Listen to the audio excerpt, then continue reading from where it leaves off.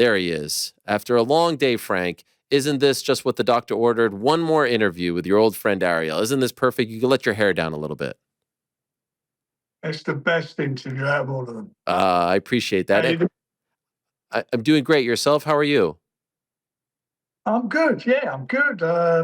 We've been full on with a show last week or last Saturday. Then got back here. We've not stopped, and we announced 2 shows today that we're doing, and we've got the 5v5. I'm flying back out to Riyadh in a few days' time, so I'm looking forward to that. That's a fabulous event, very competitive, really good fights, and that's the name of the game. That's the business we're in. Yes. Now, making these books.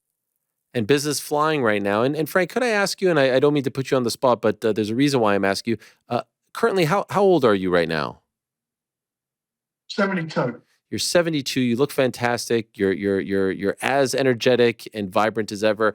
As a newfound friend of yours, Frank, I don't want to see you getting all fired up on these interviews like I saw yesterday on Talksport. This is not good for your blood pressure. We come in peace. You need to speak to people who are bringing you joy and happiness, Frank. I can't see you turning red like that, getting all fired up. We need to put a stop to this. Okay, look, I'm sort of got boxing in my blood. I've always been like that, and I didn't like. It wasn't actually against. In some ways, Talksport. I was a bit frustrated that we came back from a great weekend of boxing, and my man got beat, but we came back, and it was a fabulous fight. I think for me, the best heavyweight fight this century, because it was the most important heavyweight fight this century. The 4 belts were on the line. And to have a great fight, an epic fight, it takes 2 fighters. One fighter doesn't have a great fight. It takes 2 fighters. And both Tyson and Oleksandr, they gave everything. They bared their souls. They came out of that ring. They didn't leave anything in it whatsoever. It was competitive. I thought it was close. And Tyson had to come back and a few what we call feature writers rather than boxing writers who attended Riyadh season to be talking about things that he'd said in his past. Some of those things when he was not in a good place. He was suicidal when he vacated all his belts after beating Klitschko. And he did say some couple of things that were, I'm sure he feels he regretted at the time, but also a couple of got misconstrued. But he's bipolar. And I'm not telling stories out of school. He is bipolar. It's in his book, and he even mentioned it again last week in an interview. And I said, just bear in mind, when somebody's bipolar, and our health service, I've really gone on the helpline, it gives you a big list of symptoms and some of the things that happen to you when you've got that. And one of the things is that you just say something which someone might find outrageous or be offended by. Various other things. And Tyson's a good person. He did, these things were said. And I was just trying to say, you can say these things, you don't like them or what didn't go down well, whatever it is. I understand that, but you want to preface it by saying he's bipolar. And that don't make him a bad person or a bad fighter. It makes him a brave person to come out, the heavyweight champion of the world, and say, you know what, this is a condition I've got. It's a brave man to do that, to bare your soul to the world and say to them, I've been in a bad place, I've been suicidal, I've been so low I was going to commit suicide, I was doing stupid things, I was boozing, I was doing drugs at the time, I was doing all these things, and I turned my life around. Once I was diagnosed, he turned his life around, came back into boxing, and has done some fabulous films. And what's happened in the UK, a lot of people, because of that, because of the thing that you said, that if I could try and do it, and I could make my life better coming from a terrible place like this, you can do it.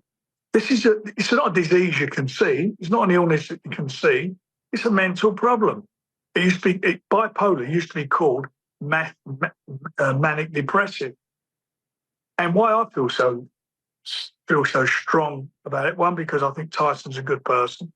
And secondly, my younger brother, Mark, years ago committed suicide. He succumbed to schizophrenia. He had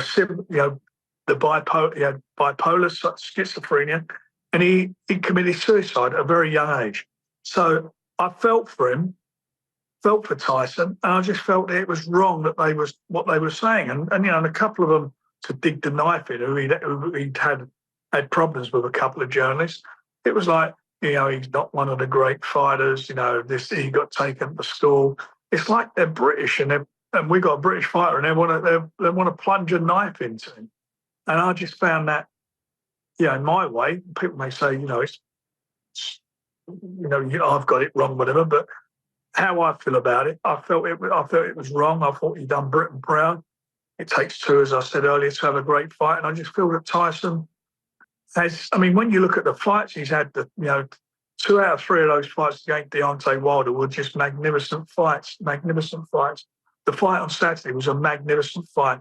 Usyk's a magnificent fighter who he was in the ring with, who he shared the ring with, and that's how I felt about it. So I got a little bit probably the old blood pressure up and whatever, and I went to going back for my man because that's how I felt about it. I just felt it was wrong. I appreciate that. And I'll only ask you one question more about all of this. I'm just curious, as a promoter, and that's a guy you care deeply about, I was just wondering how you feel about a fight like that going down 12 rounds. He's obviously getting punched in the head. A lot's going on. You talked about being bipolar.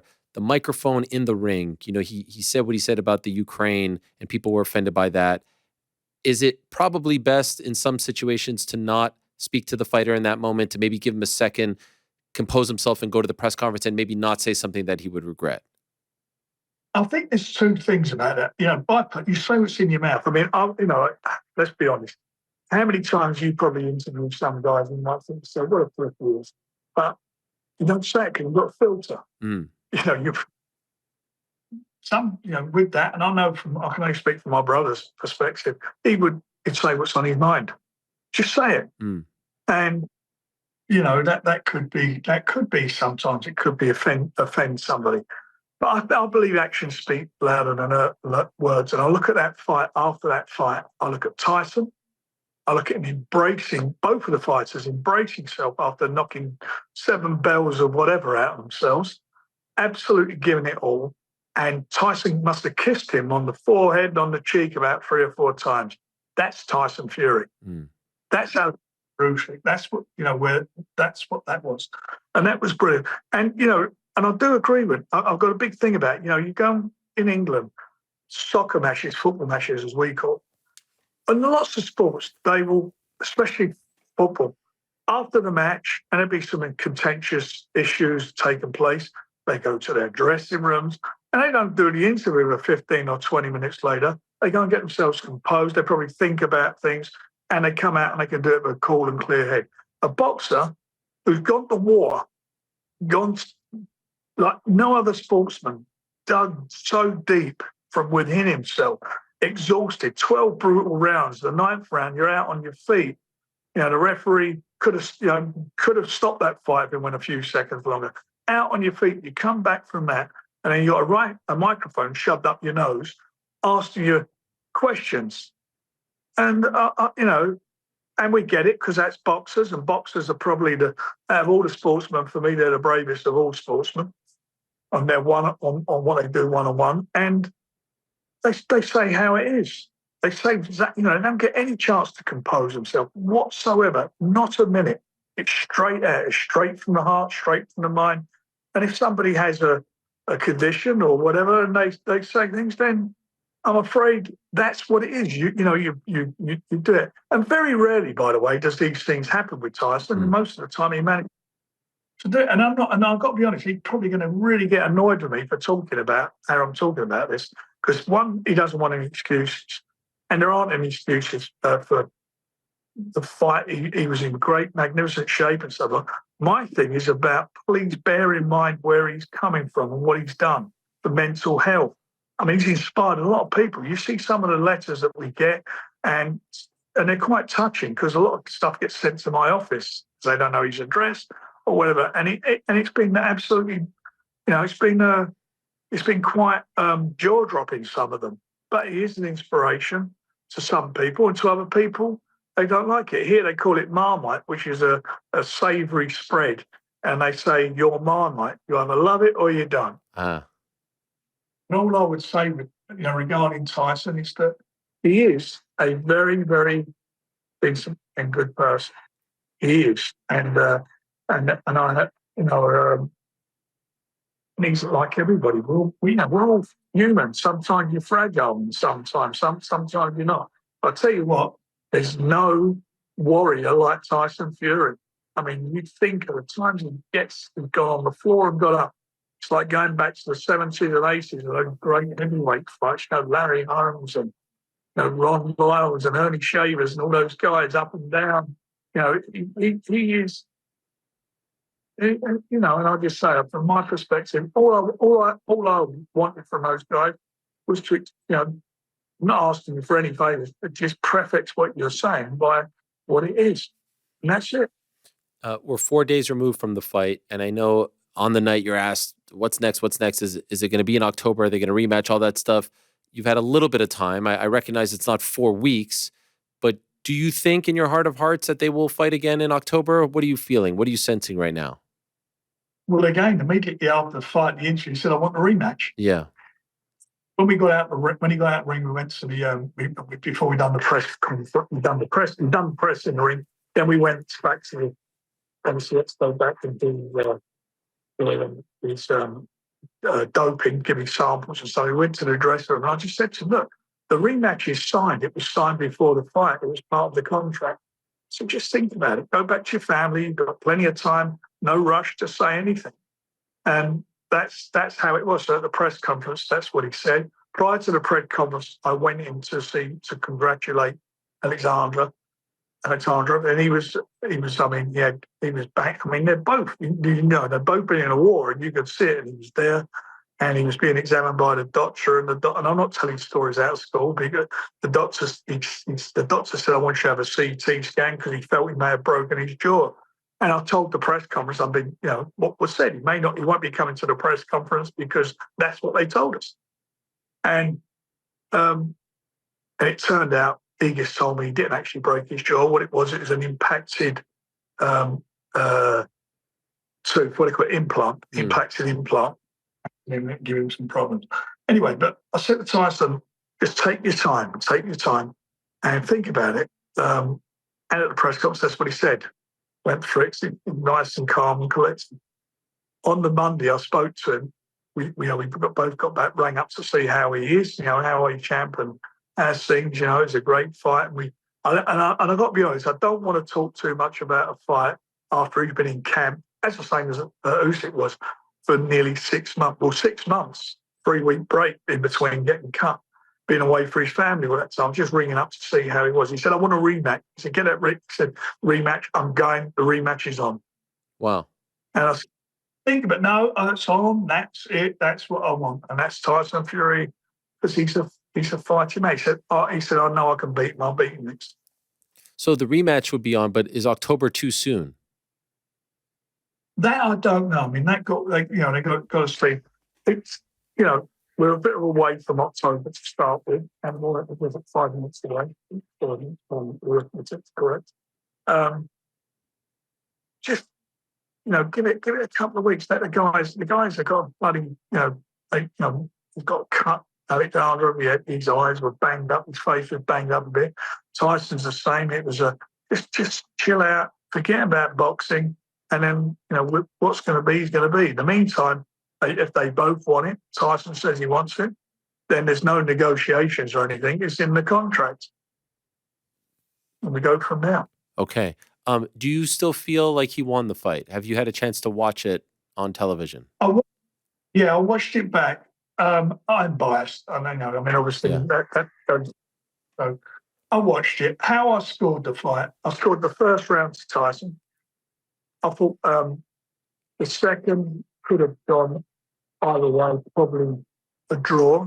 And I thought Tyson won rounds 3, 4, 5, 6. Then when he had Usyk, certainly when he had him in trouble, when he caught Alexandra one of those great uppercuts, and where I was sitting, you could see he stiffened his legs up, and he went back to that corner. I think it was the end of the sixth. I think it was the end of the 6th round, and he sat there and he looked pretty down, and he came out like a bloody train in the next round. You know, the eighth round, he came out like a train in that round. Came out like a train, and he found a second wind or whatever it was, and or kissed his crucifix, and maybe that gave him whatever it was, and he came out and took the fight to Tyson. And Tyson got caught on the nose in that round. You remember, he got caught. He kept touching his nose, and I thought he broke his nose. Maybe the blood, he's biting on his gum shield. Maybe the blood, he's finding it difficult to breathe.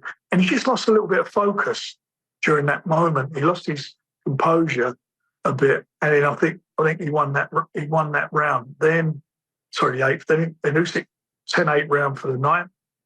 He won the 10th, and he won the 11th, and I thought Tyson won the 12th round. So for me, it's a couple of rounds, maybe debatable. It was for me, I thought he just did it, or it was a draw, or you could look at a couple of those rounds. If I got that wrong, it was a round to Usyk. Whatever way you want to look at it, there was nothing in the fight. I don't think there was anything in the fight. A lot of people I respect said the same one, because I am biased. A lot of people said the same thing. Tyson thought he won it. His corner was telling him he won it. I remember where I was sitting, was right by his corner. I remember shouting out to him, "You've got to win the next 2 rounds." And I think if he'd have won those 2 rounds, it would have gone his way, the decision. But that's my opinion, and everybody sees fights differently, and that's what it is. You can only be honest. One thing about it, for sure, it's such a good fight. With there and providing the rematch happens, I think it'll be bigger and better next time. It's going to be interesting to see what the fight's taken out of both the boxers, because I was in that dressing room with both of them afterwards, and you see them, and I've been doing this for 47 years now, so I could look at a guy and like to think I know how it's affected him, or what, especially when you get fighters get a little bit older, how this is going to be. And so if the rematch happens, which I believe it will, one of them or both of them will be affected about being in that battle. It was such a battle, and it took a lot out of them. It'd be interesting to see who come through. I'm curious to get your thoughts on this. You talk, and I remember seeing this on Saturday, where his corner was telling him that he was up. This weekend, your newfound friend Eddie Hearn has a show headlined by Jack Catterall and Josh Taylor, and it's a rematch of a very controversial fight, which a lot of people thought Catterall won a couple of years ago. And I have often been very much a fan of the idea of open scoring, because I do believe there's so much on the line for these fighters. They deserve to know where they stand, because, a misstep here or there, you take your foot off the gas, millions of dollars are at stake.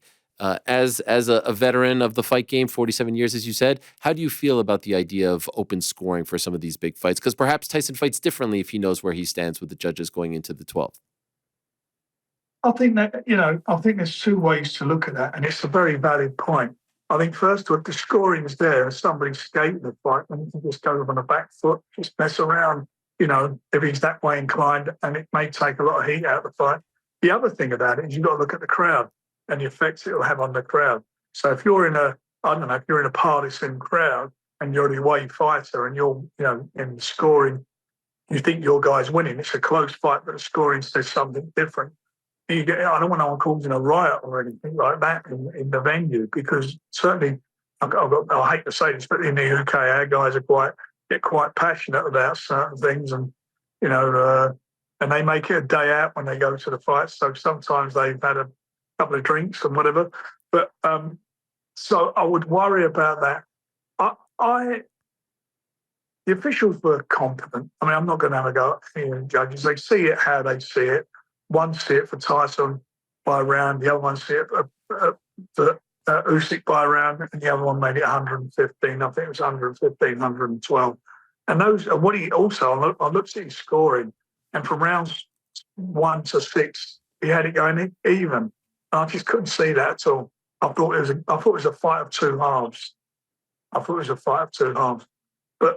that's what it is. I thought Usyk, as I say, won the first round.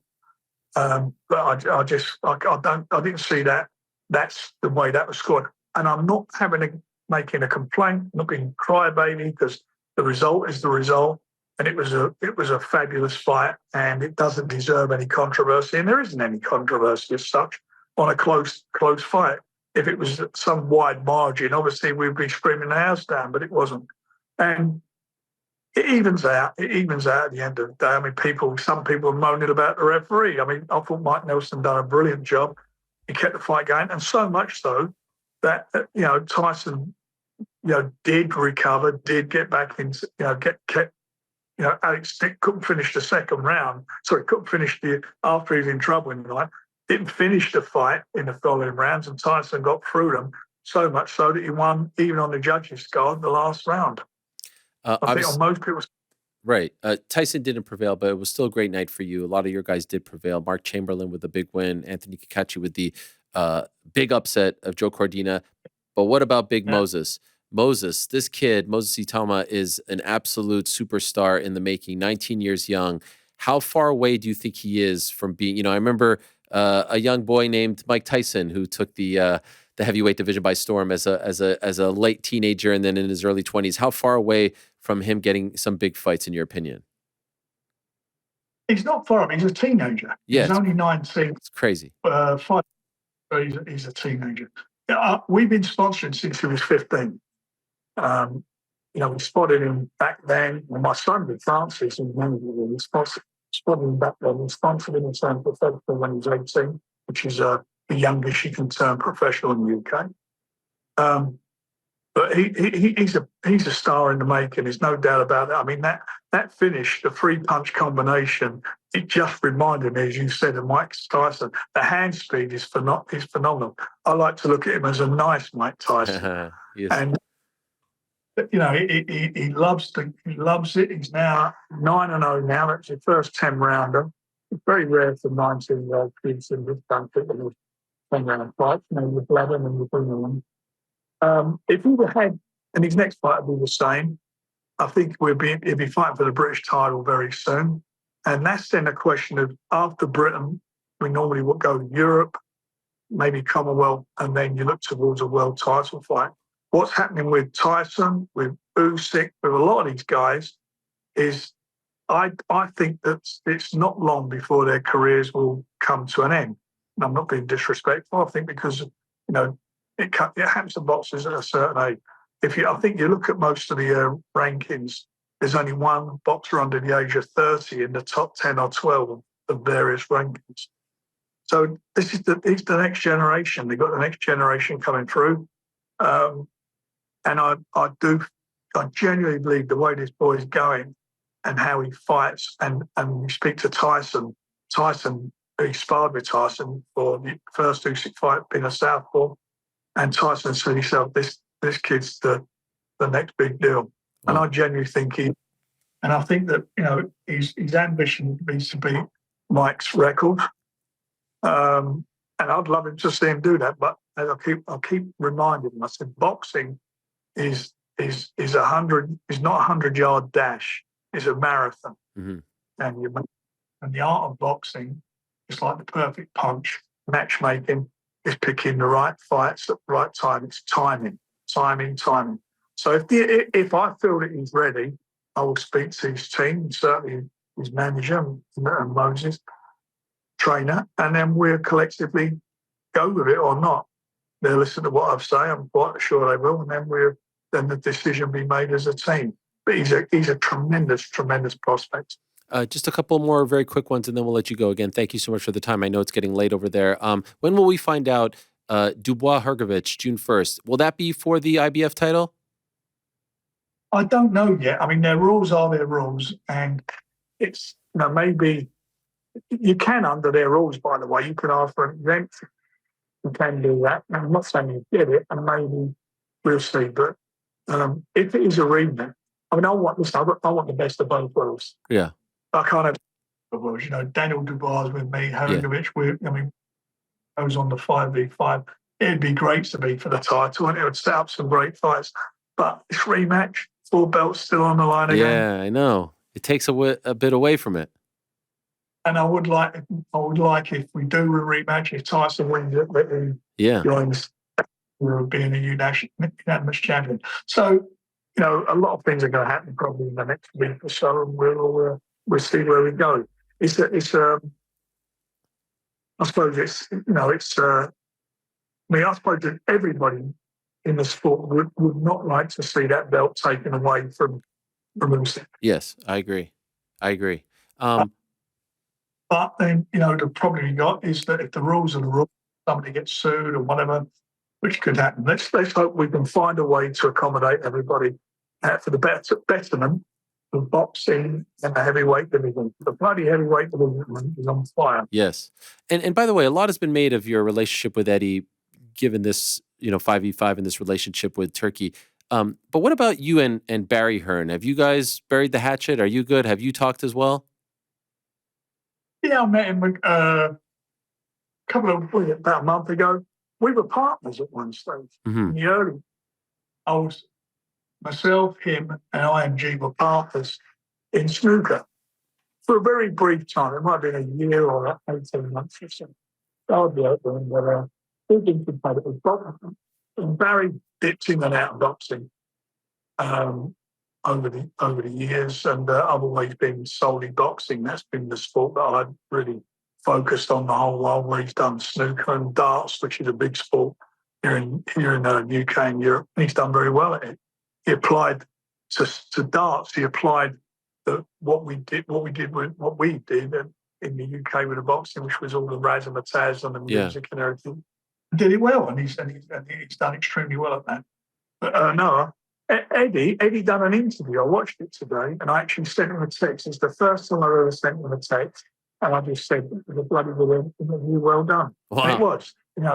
Was it the one on this show? Was it the one on this show? Is that the one? I think it may have been. I can't remember. But I'll tell you, we got, but not just the 5-on-5. We got a great fight on in the UK. A real good fight with Liam Davis. I don't know if you've seen Liam Davis. He's become the IBO champion, same weight as me. He's got the 4 belts.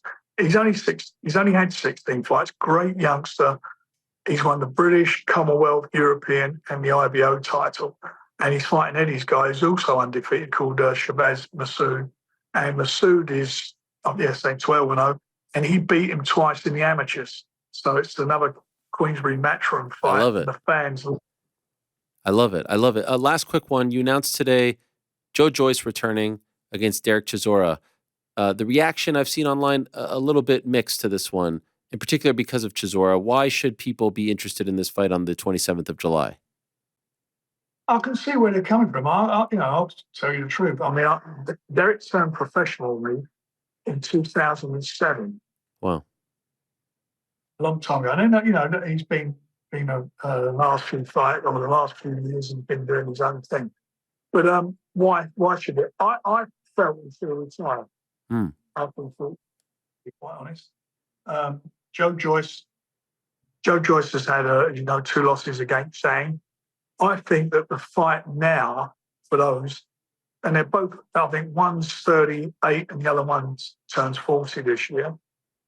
It's a fight that, as he's still licensed, as he's still going to fight Derek, and as Joe lost those 2 fights against Zhang, I think one of them, it's a jeopardy fight. One of them, whoever loses, it's all over for him. And maybe we see where the winner goes from there. He's more fresher fighter. Joyce, he hasn't had as many fights as Derek. But I do understand, I hear where people's coming from. What it will be, though, it will be a good fight. It will be a good fight between the 2 of them, because the 2 of them, their styles will blend to make it a good fight. They both walk forward, and it should be interesting. And if Derek gets beat, then I would suggest that he, I'm not in the business of licensing fighters, but I would feel that it may be the thing for him. And Joe, if he gets beat, and how he gets beat, he's then going to have to look at where he's at in this world of boxing. All right. Well, plenty to look forward to. Obviously, the big June 1st card is the next massive one for you and the team. Great stuff. What a show it was this past Saturday. It was amazing. I had some FOMO. I don't know if you know what FOMO is, fear of missing out, watching that from afar. But it was great to watch, and I enjoyed it. And we had a good fight. Amam from Bereshev also won the weekend. You're killing it. Great fight between him and Mark Chamberlain. Mark Chamberlain. That would be. Mark Chamberlain in Riyadh is like a guy with superpowers. He's like Super Saiyan over there. It's unbelievable. But HE loves him. He loved it. I mean, and it's not like you're going to pick a champion or somebody. Yeah. I mean, he's a working class man. I like it. Yeah. And obviously he watches all the fights from everywhere. And he said, I want this Chamberlain on. And I didn't know he was talking about it. I mentioned this before. But yeah. So I think Chamberlain, we get the record up. We're all like, no, Chamberlain. The British guy. And I said, oh, I'll manage him. Yeah. I said, what? Amazing. Anyway. And I rang Mark and I said, I said, let's get him on the phone. I said, do you want to fight in Riyadh on the next show? He said, stop taking the piss. He's under the car. So I said, no, seriously, I'll put HE on to him. And it was a nice moment. It was a lovely moment for him. But what he's done, he's had 2 fights there, and it's on a marvelous platform, a big show. By literally in both of his hands, and gone and had 2 cracking fights and finishes. I love it. Well, congrats on the big show. Good luck with the upcoming shows. Thank you as always for the time, Frank. Really appreciate it. Thank you. We all love your show over here. I promise you. It's a great show, and God bless you. Thank you so much. Same to you. There he is, Frank Warren of Queensberry Promotions. Thanks for watching. We appreciate it very much. Hey, if you like this video, give us the old thumbs up. Subscribe as well. You could get many more of these videos on the channel, so please do that. We would love you forever if you did so.